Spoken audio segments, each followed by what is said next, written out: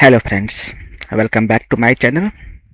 तो दोस्तों, यदि आप लोग मेरे चैनल के रेगुलर विजिटर हैं तो आप लोगों को पता होगा कि मैंने अपने इस चैनल पर काफ़ी समय पहले मैंने एक कोरियोड्रॉ का मैक्रो डाला था, जिसका प्रयोग करके आप लोग क्यूआर कोड बना सकते थे, और वो भी आपके पास एक टेक्स्ट फाइल का प्रयोग करके, जिसमें आपका पूरा डाटाबेस होता था। तो आपको बार बार क्यूआर कोड बनाने की ज़रूरत नहीं पड़ती थी। आपने सिर्फ एक बार इसको डाटाबेस दिया और उस डाटाबेस से ये आपका किसी भी एक पर्टिकुलर फोल्डर में जहाँ भी आप लोकेशन देना चाहते थे, वहाँ पर आपको पूरा आपके डाटा के अनुसार क्यूआर कोड बनाकर दे देता था। बट दोस्तों, अभी हुआ क्या कि जब ये जो वर्जन मैंने बनाया था, ये वर्जन 2010 के लिए बनाया था उस वक्त, तो अब क्या कर प्रॉब्लम आ रही है। कुछ यूजर्स मुझे फ़ोन कर रहे हैं कि सर, आपका जो ये क्यूआर कोड मैक्रो है ये अब काम नहीं कर रहा है या एरर दे रहा है, जबकि वो नेट से कनेक्टेड होते हैं और उनका सिस्टम भी काफ़ी फास्ट है, फिर भी यह उन्हें एक एरर दे जाता है।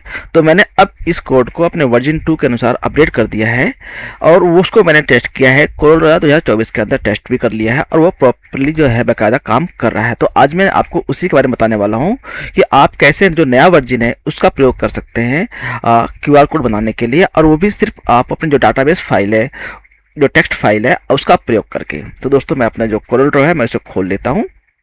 तो दोस्तों, उससे पहले आपको जो उसका जो डाउनलोड लिंक होगा या जो डिस्क्रिप्शन है इस वीडियो का, उसमें आपको मिल जाएगा। आप इसको पहले वहाँ से डाउनलोड करेंगे, और डाउनलोड करने के बाद दोस्तों, जब आप डाउनलोड कर लेंगे तो आपका जो फाइल होगी,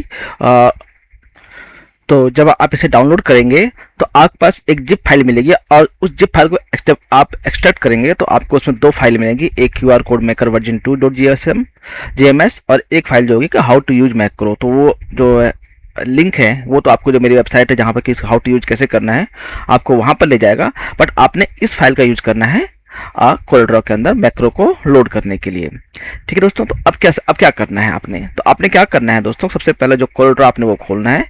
और मेरे सिस्टम पर आप देख पा रहे हैं कि कोरियोड्रॉ खुला हुआ है, और आपने जब कोरियोड्रॉ खोलने के बाद आपने कहाँ जाना है, आपने जाना है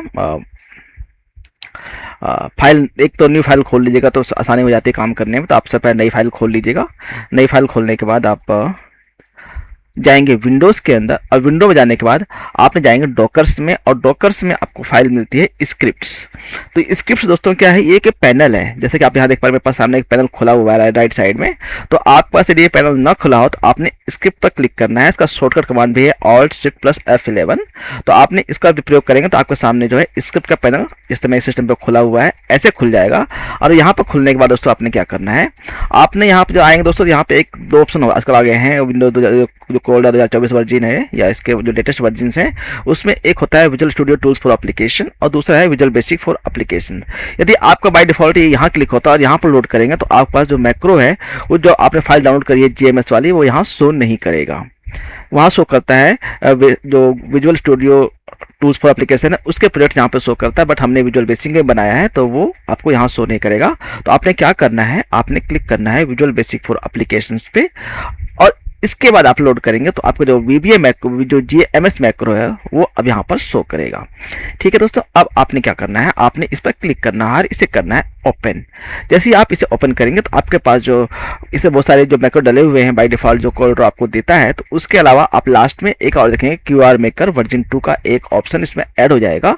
आप इसको खोलेंगे और इसके बाद इसमें एक मॉड्यूल 1 है, आप इसे भी खोलेंगे तो यहाँ पे आपको शो करेगा show QR code maker version 2। अब आप जैसे इस पर डबल क्लिक करेंगे तो आपके सामने इस तरीके का एक इंटरफेस खुल जाएगा, जो कि जो मेरा मैक्रो है उसका इंटरफेस है। और इस पर खुलने के बाद दोस्तों ये पूरा बॉर्डर, मतलब आपका जो इंटरफेस है वो आपका जो कोरियोड्रॉ है उसको ब्लॉक नहीं करता। आप इस पर कुछ भी काम कर सकते हैं, और ये सामने विंडो खुली होने के बाद भी आपका कोरियोड्रॉ जो है वो एक्टिव रहता है।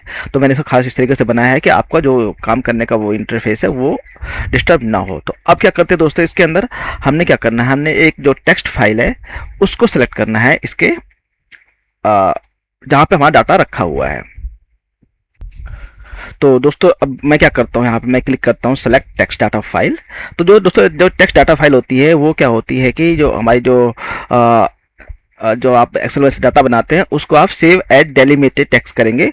तो जो डमी टेक्स्ट मैंने आपने सेव कर रखा है, तो मैं ओपन करता हूँ, मैं दिखाता हूँ आपको। ओपन करने के बाद ये देखिए कुछ इस तरीके का होता है। इसके अंदर नाम होता है और इसके बाद कोई स्पेस नहीं होता, बट यहाँ पे एक टैब लगे होते हैं हर एक के हिसाब से। तो इसको बोलते हैं टैब डेलिमिटेड, जो अभी कुछ नाम ऐसे कुछ कहते हैं, तो उसको टेक्स्ट फाइल होती है। जब भाई आप अपनी फाइल को CSV फाइल को, जो कि आपको एक्सेल में बनी होती है, आप या एक्सेल फाइल है उसको जब सेव करते हैं, सेव एज टेक्स्ट करेंगे, तो उसको एज टैब डेलिमिटेड सेव करिएगा, क्योंकि मेरे सिस्टम में एक्सेल शायद लोड नहीं है तो मैं आपको दिखा नहीं पा रहा हूँ।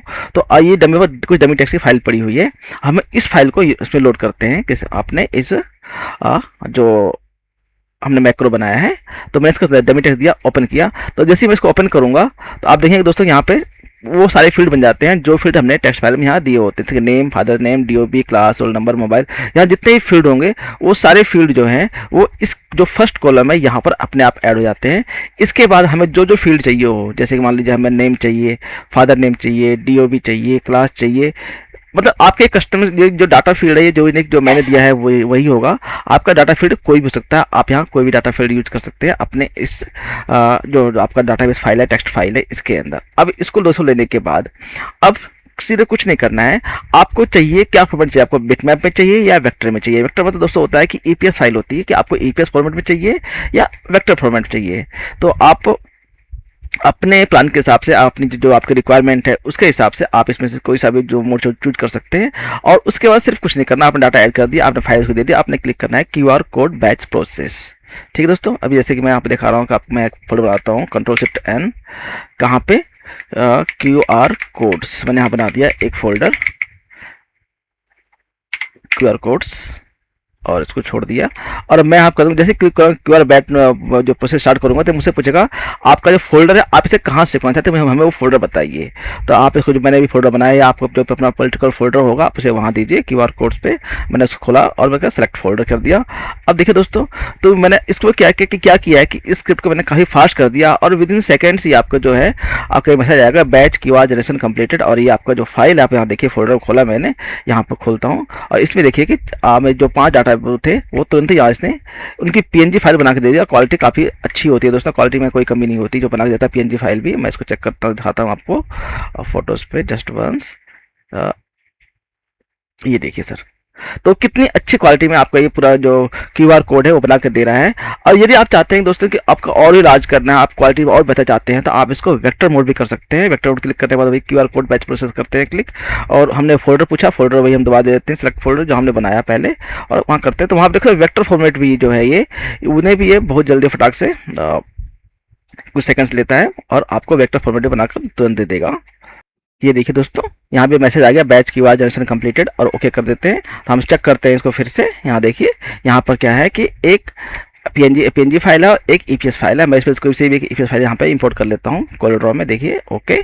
और ये देखिए कि यहाँ पे इसने जो हमारा QR कोड बना के दिया है, और क्वालिटी बहुत ही, आप कुछ किताब जूम कर लीजिए, कोई भी फर्क नहीं पड़ेगा क्वालिटी के अंदर। ठीक है दोस्तों, तो ये तरीका हुआ कि मैंने जो बनाया है कि आप जो कुछ लोग कह रहे हैं कि काम नहीं कर रहा है, आप देख पा रहे हैं कि जो मेरा कोरल ड्रॉ है वो भी जो है वर्जन 2024 है, मैंने इंस्टॉल कर रखा है और उसके अंदर भी प्रॉपर तरीके से काम कर रहा है। और उसके अलावा दोस्तों ये तो हो गया कि मेरा जो सेटअप बनाया मैंने कि ये आपका मल्टीपल बैच प्रोसेस के लिए है।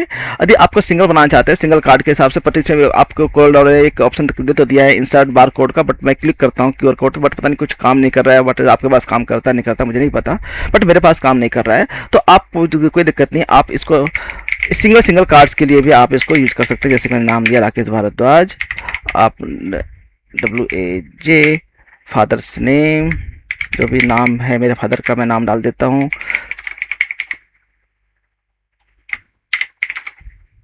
डेट ऑफ बर्थ चलिए डाल देते हैं, डमी जो भी डालनी हो, ठीक है। Class I don't have a class right now, तो और एड्रेस फरीदाबाद, मैंने एड्रेस डाल दिया। और स्कूल नेम चलिए डमी डाल देते हैं, डमी स्कूल, ठीक है दोस्तों, मैंने डाल दिया।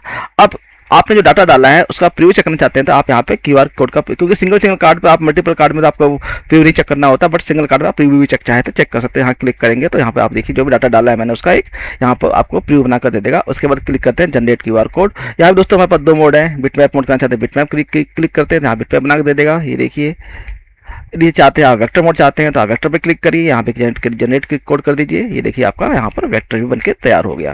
तो दोस्तों बहुत ही ईजी है कि यदि आप कोलोर ड्रॉ के अंदर QR कोड बनाना चाहते हैं अपने यूज के लिए, या आपके क्लाइंट को देने के लिए, या आपका कोई पर्सनल यूज है, या आप कार्ड बनाते हैं, तो आप इसका प्रयोग करके बहुत ही ईजीली जो है क्यूआर कोड बना सकते हैं अपने किसी भी कस्टम डाटा के साथ। तो दोस्तों आपको ये टिप कैसी लगी मुझे अपने कमेंट के माध्यम से दोस्तों अपने विचार जो आपके थॉट्स हैं आपको व्यूज़ दिए, कोई प्रॉब्लम आ रही है तो भी आप मुझे मैसेज कर सकते हैं कमेंट में, मैं आप उस मैसेज को देख करके इसको इम्प्रूव करने की पूरी कोशिश करूँगा। और हाँ दोस्तों, एक बात जब बताना मैं आपको भूल गया कि यदि आप लोग और भी मैक्रो देखना चाहते हैं कि मेरे जो वेबसाइट है उस पर कितने मैक्रो और पड़े हुए हैं, आपने कुछ नहीं करना, आपने सिर्फ जो विजिट डेट यहाँ जो मैंने लिखा हुआ है visitdtptips.com for more graphic designing tips, आपने सिर्फ इस पर क्लिक करना है। इस पर क्लिक करेंगे तो आपके सामने जो है आपका जो ब्राउज़र है वो खुल जाएगा। आप देखें कि मैंने इस पर कोड ड्रॉ है, कितने सारे जो मैक्रोस हैं वो यहाँ पर डाले हुए हैं, आप उनका भी एक बार चेक कर सकते हैं, आप उनको एक बार देख सकते हैं कि उन्हें कैसे आपके किसी काम के आते हैं तो आप उन्हें यूज भी कर सकते हैं। और सभी दोस्तों बड़ी बात है कि सभी मैक्रोस जो हैं वो फ्री ऑफ कॉस्ट हैं। तो दोस्तों मिलते हैं अपनी ऐसी किसी अगली वीडियो में, तब तक आप एंजॉय करिए, मस्त रहिए, धन्यवाद।